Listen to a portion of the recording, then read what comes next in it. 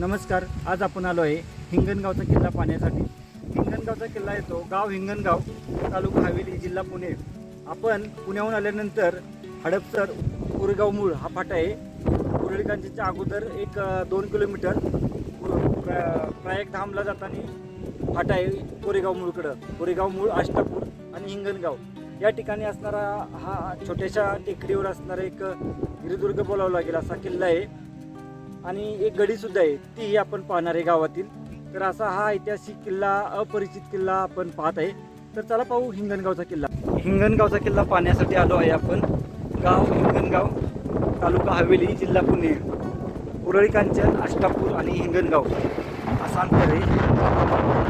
पुण्यापासून हे अंतर 40 ते 45 किलोमीटर लांब आहे. छोटेखानी किल्ला आहे हिंगणगावमध्ये. गाडी लावल्यापासून एक 10 मिनिटात गडावर पोहोचून जाऊ.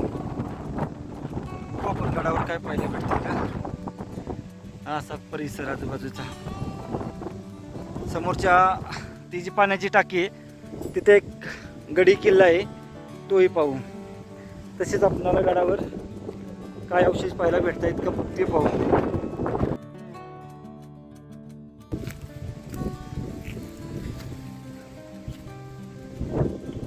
ही अरे बापरे,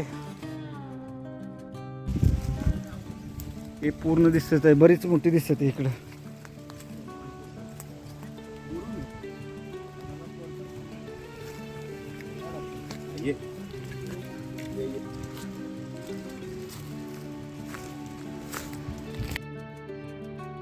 तटबंदी आहे ना ही.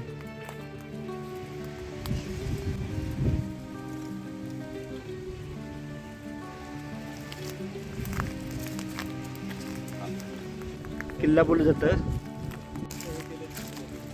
वृक्षारोपण केलंय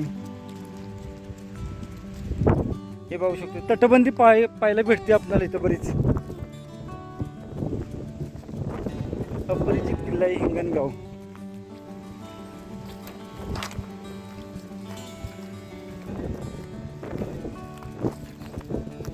ही तटबंदी बघा.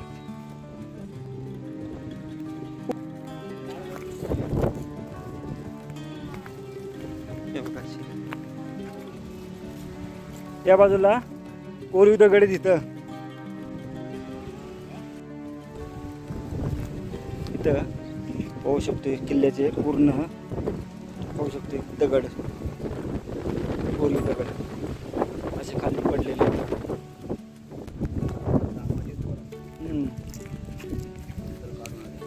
बरेच या किल्ल्याची बरीच तटबंदीचे अवशेष पाहायला भेटतात चारी बाजूंनी. फक्त व मध्ये हे वाड्याचे अवशेष असू शकतात इथं पाहायला भेटते आपल्याला.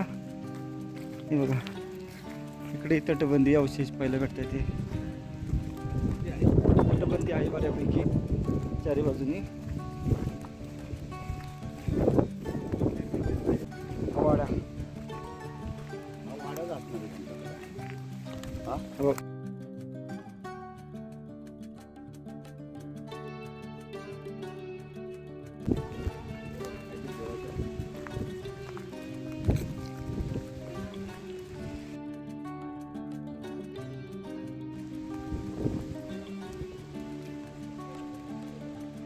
पाहू शकतो. हिंगणगावचा किल्ल्यामध्ये आपणाला बरेच अवशेष असे पाहायला भेटत आहेत. ही तटबंदी आहे पूर्णतः लांबपर्यंत पसरलेली तटबंदी. व या ठिकाणी हा मुख्य दरवाजा असावा. पाहू शकतो इथं मुख्य दरवाजा असावा. परंतु आता तो काळाच्या योगात पूर्णतः ढासळलेला आहे. अवशेष दिसत येत असे बरेच. आणि असे दगड इथं पडलेले आहेत पूर्णतः. हे कोरीव दगड त्या किल्ल्याचे इथं अस्ताव्यस्त पडलेले आहेत.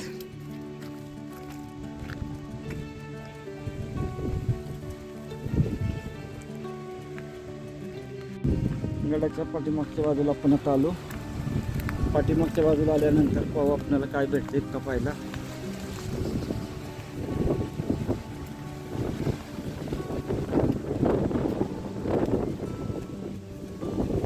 बुरुज असावा या ठिकाणी बुरुज असणार पूर्वी. सध्या दिसत नाही अवशेष.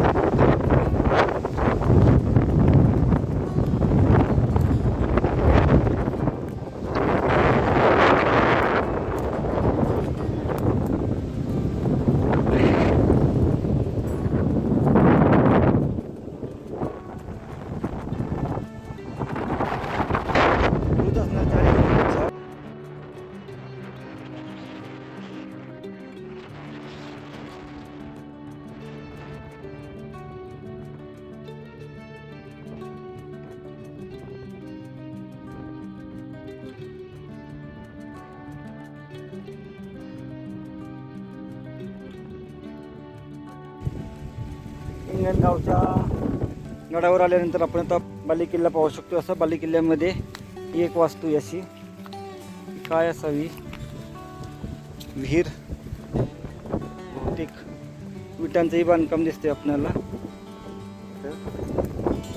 बालेकिल्ल्याचा भाग आहे हा.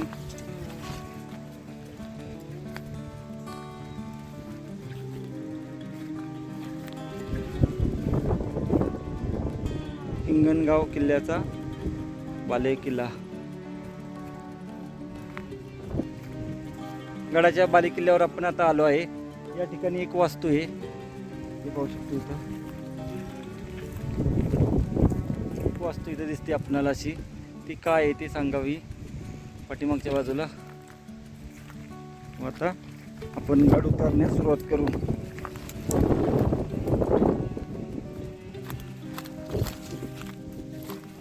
पाच ते 10 मिनिटं भरपूर झाले वर पोहोचण्यासाठी.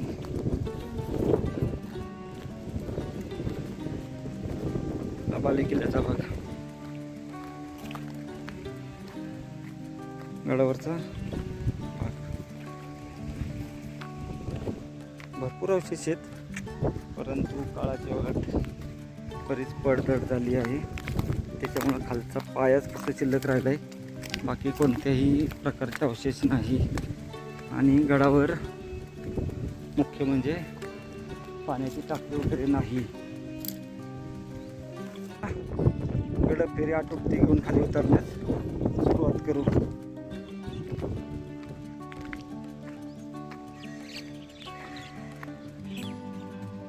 हा भाग आहे तो बालेकिल्ल्याचा भाग आहे.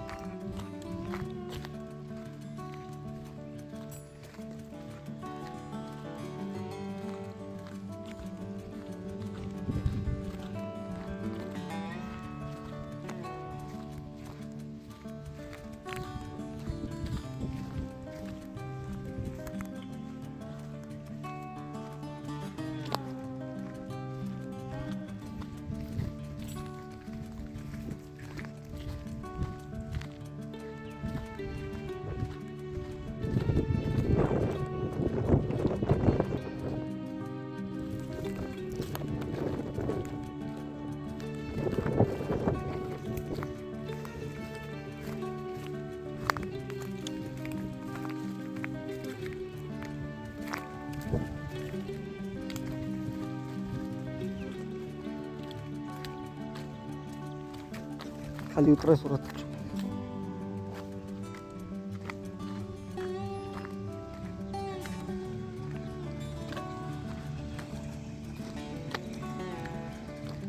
पायवाट आहे.